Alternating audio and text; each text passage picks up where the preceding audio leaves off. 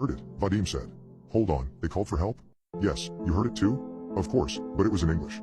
It wasn't too unusual for the children to pick up on an English word or two while we were visiting, but this wasn't that. It didn't make sense for a young girl to know that word, not in a tiny Siberian village.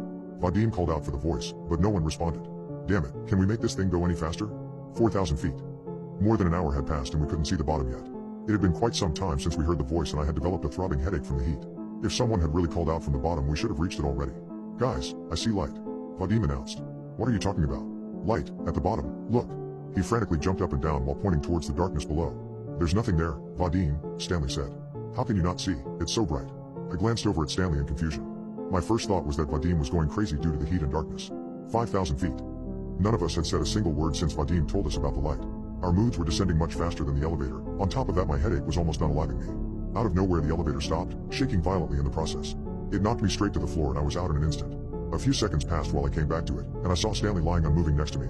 Vadim, however, was nowhere to be found. Stan, are you alright? I shook his shoulder. He grunted as he sat back up. What the hell just happened? I don't know, man, but Vadim's gone. What? Where did he go? I don't know, he just vanished. We looked around. There was no way out of the elevator. Although there were a few holes in the metal cage surrounding us, it would still be impossible for a large man such as Vadim to get through. Hey, I found the walkie, Stanley said. Try calling the surface. He called for help, but static was the only response. We tried to call out for Vadim, but he was far gone. The elevator started descending again. Duck this, let's go back up. Stanley pleaded. I clicked a few buttons on the panel. How? The controls are broken, only the ones at the surface work. He started screaming for the people up top to bring us back, but we both knew there was no way they could hear us down there. 10,000 feet. It had taken more than 4 hours to get that deep, the heat getting worse for each feet descended. I had already passed out a couple of times from dehydration, despite having brought an ample amount of water. Why haven't they brought us back up yet? Stanley asked with a weak voice. He was quite a bit older than myself, so he was rapidly deteriorating from the heat. I don't know. Is it even possible to be this far down? Stanley didn't respond.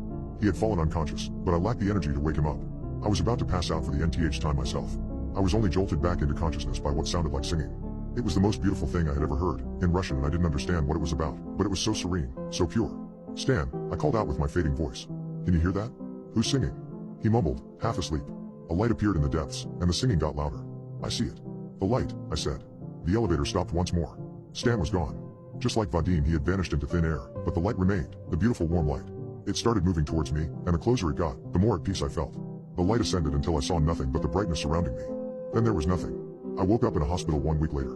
I had been found in the middle of a forest in eastern Russia, by a pair of hunters. I had no documentation or proof of who I was, and as they claimed, my story didn't add up. No such hole existed according to public records, which wasn't much of a surprise, but when I dug deeper I realized the village I had stayed in for the better part of a year wasn't even on the map. The ordeal had taken a toll on my mind, leaving several gaps in my memory, though I could recall a few phone numbers from my colleagues. When I called them, their numbers were all either disconnected or reached completely unrelated people. After a lengthy investigation, I was allowed to travel back to the United States on an emergency travel document. My fingerprints matched some documentation of my existence, which helped, not criminal records mind you. When I returned home, I discovered that my house was owned by someone else, and had been for at least 10 years. It took me a long time to figure out what had happened, but some changes were too big to be a horrible coincidence. Putting aside the personal changes I've experienced here, even world history doesn't match what I remember studying. Geography is vastly different. Heck, there's an entire continent missing from the map. Denial is a powerful tool. It took me months to come to terms with a very simple, yet complicated fact. This is not the world I belong to.